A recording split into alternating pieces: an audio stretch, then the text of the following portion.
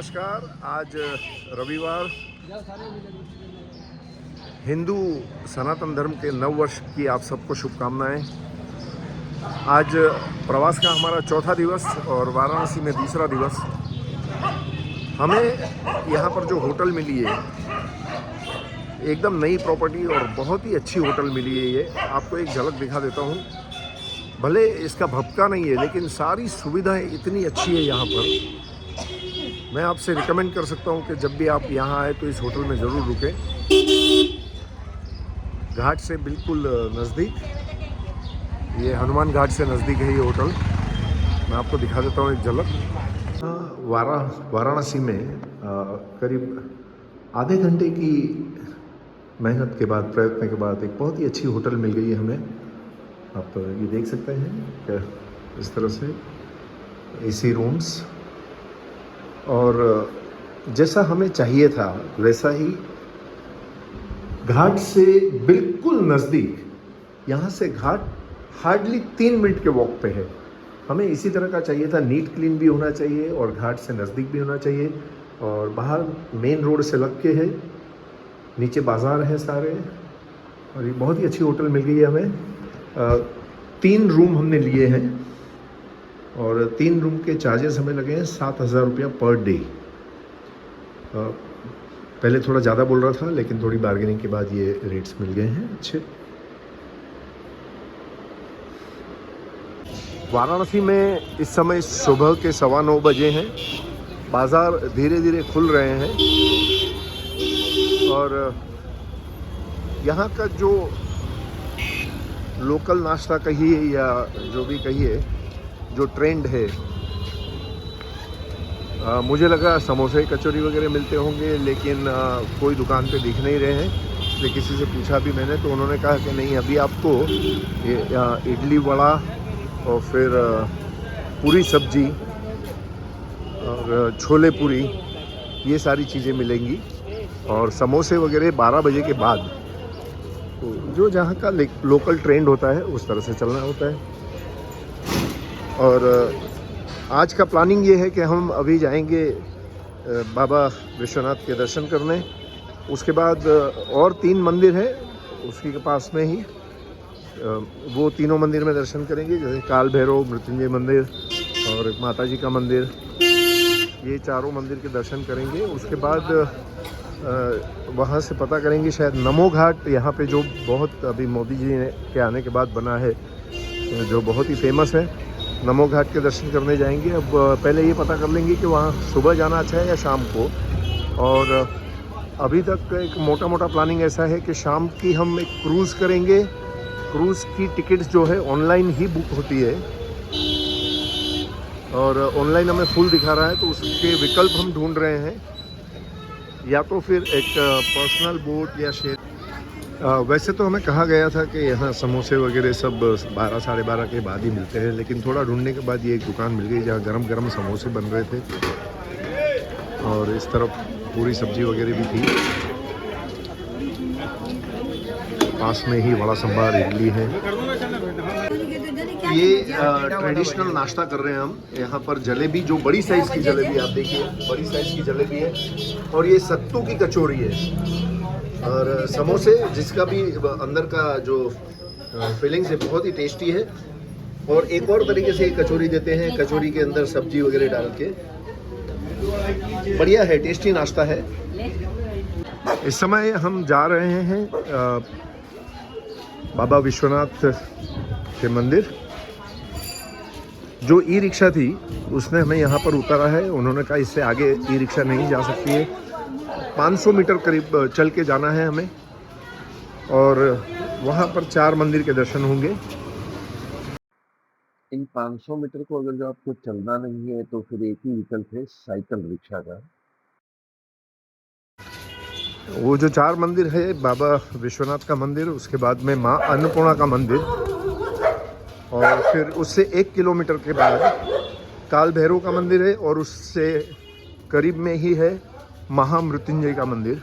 ये 4 मंदिर के दर्शन हम अभी करेंगे, उसके बाद आगे का प्लानिंग करेंगे। और एक बात आपसे और मैं शेयर करना चाहूँगा कि कभी भी हम ऐसी कोई भी जगह पर जाते हैं तो अक्सर हमारे मन में एक बात होती है कि जो रिक्शा वाला है हमें लूट लेगा, टैक्सी वाला है लूट लेगा। तो छोड़िए, उसके ऊपर अपना ध्यान ज़्यादा मत दीजिए। वो उसकी जो कैपेसिटी होती है वो 100-200 रुपये से ज़्यादा नहीं होती है, और 100-200 रुपये में हमें कोई फ़र्क नहीं पड़ने वाला है। आप बिना टेंशन के एंजॉय करिए। आप ये समझिए कि हमने मंदिर में दान कर दिए, वो भी अगर जो आपसे 100-200 रुपये ज़्यादा ले लेगा वो अपने घर पे बच्चों के लिए मिठाई लेके जाएगा। तो बस आप ये सोचिए कि आपने इनडायरेक्टली उसके बच्चों को मिठाई खिलाई है।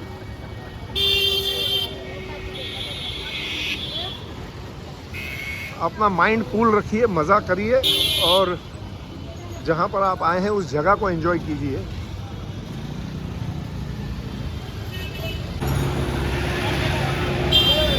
हम इस वक्त एक चौराहे पर खड़े हैं इस तरह से, इसीलिए मुझे मंदिर किस तरफ है? मुख्य मंदिर। हाँ जोनी आम लाइन लगा है, VIP गेट तो हो जाएगा। अच्छा, क्या लोग हैं? नहीं हमें VIP से नहीं करने हैं, हम आराम से ही करेंगे। नहीं हाँ मंदिर जाने का 5 गेट है। हाँ लगा है। अच्छा, एक गेट मोती जी बनाए हैं VIP। हाँ 250 का टिकट कटवाएंगे, डायरेक्ट हो जाएगा। भाई साहब देखो, ना तो हम VIP है, ना मैं पैसा देके दर्शन जाइए, करने में मानता हूँ। बस इन सब जगहों पर एक ये तकलीफ तो है ही।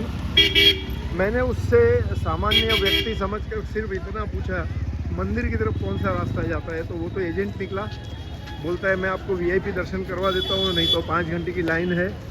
और मैं स्वयं इस बात में मानता हूँ कि कहीं पर भी मैं पैसे देके दर्शन करने में नहीं मानता हूँ।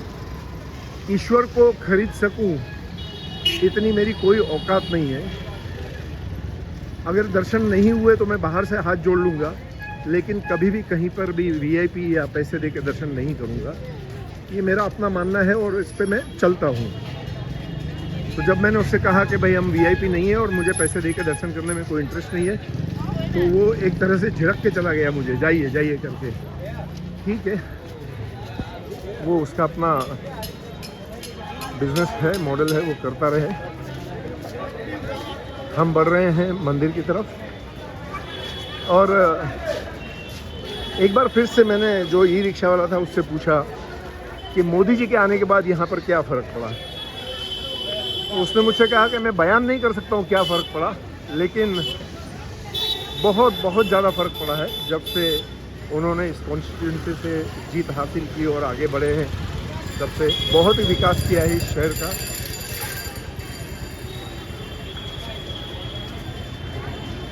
जैसे जैसे हम मंदिर के नज़दीक पहुंचते जा रहे हैं, फूल वाले फिर तिलक लगाने वाले हमें मिलते जा रहे हैं। ये सारे वो लोग हैं जो इन हमारे सारे तीर्थ स्थानों को लाइव रखते हैं। कभी कभी इरिटेट होते हैं, लेकिन इनसे ही रौनक भी है।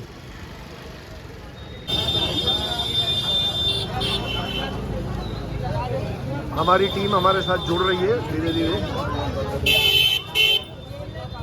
हाय करिए, हाय हेलो छोड़ो, जय श्री राम बोलो। जय श्री राम।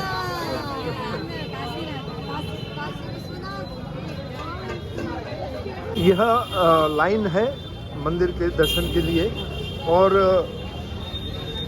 काफ़ी एजेंट आपको मिलेंगे जो बोलेंगे मंदिर में दर्शन करवा देता हूँ, जल्दी करवा देता हूँ, लेकिन कभी भी इनकी बातों में मत आइए। मैंने अभी दुकान वाले से भी पूछा, उसने कहा कि यहाँ की व्यवस्था ऐसी है कि ये जो लाइन यहाँ से शुरू होती है, ज़्यादा से ज़्यादा 1 घंटे में दर्शन हो जाते हैं। तो आप शांति से सब लोग खड़े रहते हैं, 1 घंटे में दर्शन हो जाएंगे। लाइन में खड़ा था और मैं इस दुकान के अंदर गया, सरदार जी पापड़ वाले, 80 वर्ष पुरानी दुकान है। यहाँ पर मैं उनकी कोई एडवर्टाइज नहीं कर रहा हूँ, बस जस्ट अंदर गया था तो काफ़ी अलग अलग प्रकार के आलू के पापड़ थे और अचार थे अंदर। प्रयत्न करना एक बार इनकी दुकान की विज़िट लेने के लिए। मैंने लिया नहीं अभी तक, बट लगा अच्छा मुझे। हम लोग शायद रिटर्न में लेंगे। ये देखिए, मैं दुकान के अंदर वापस आया हूँ आपको जस्ट बताने के लिए। अलग अलग प्रकार के अचार हैं। छोटी सी दुकान है लेकिन काफ़ी वेराइटीज़ हैं यहाँ पर। और दुकान के माहौल से ही लगता है कि ट्रस्टवर्दी है। 400 रुपये किलो।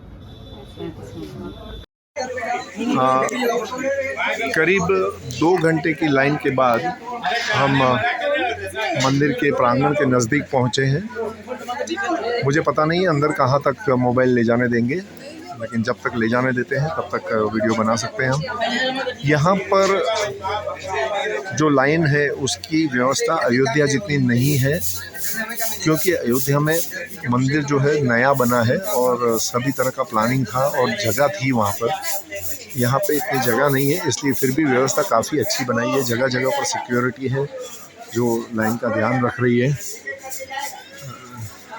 सिंगल लाइन में लोग आगे बढ़ रहे हैं। यहाँ पर